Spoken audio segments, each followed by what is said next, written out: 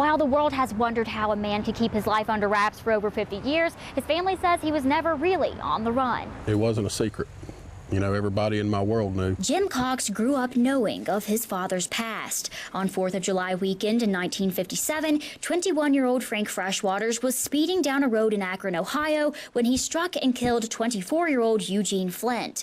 After pleading guilty to second-degree manslaughter in spring of 1958, Freshwaters was given 5 years probation, but violated that sentence within a year. They went, arrested him, and for breaking the probation for getting the car and the driver's license, and give him 20 years. Freshwaters was sent to the Ohio State Reformatory, then to an Ohio honor camp where he then escaped and wasn't heard from again until being arrested in St. Albans, West Virginia in 1975.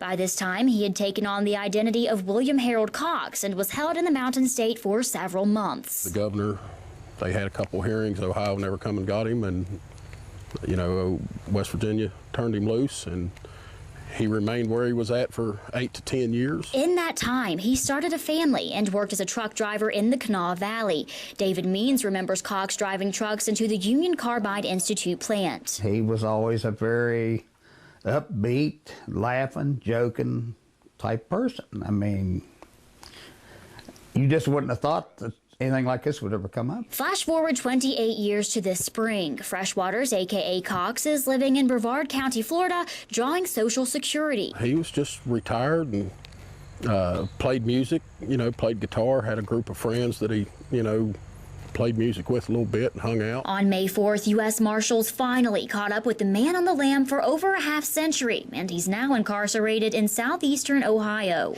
The situation has been hard for the Cox and Freshwaters families living in both West Virginia and Ohio, but it has reconnected them to a long-lost son Freshwaters had while on probation all those years ago. You know, my dad couldn't find him.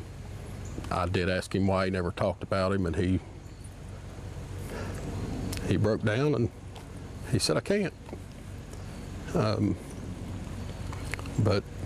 I've got a brother now, and it's pretty amazing. Dave has been following the story of his old friend Bill Cox for months. I think everybody has skeletons in the closet.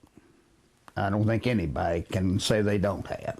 You know, it might be small, it might be large, but everybody's got little secrets. And those little secrets, like changing his identity and living a regular life as a fugitive, are things his family wants him to share. There is a story there, long story, but I think he should be the one to give the details. Jim hopes his father can be paroled within the next few weeks. Be sure to stay with 13 News for the latest details. I'm Hillary Hall, working for you in Charleston.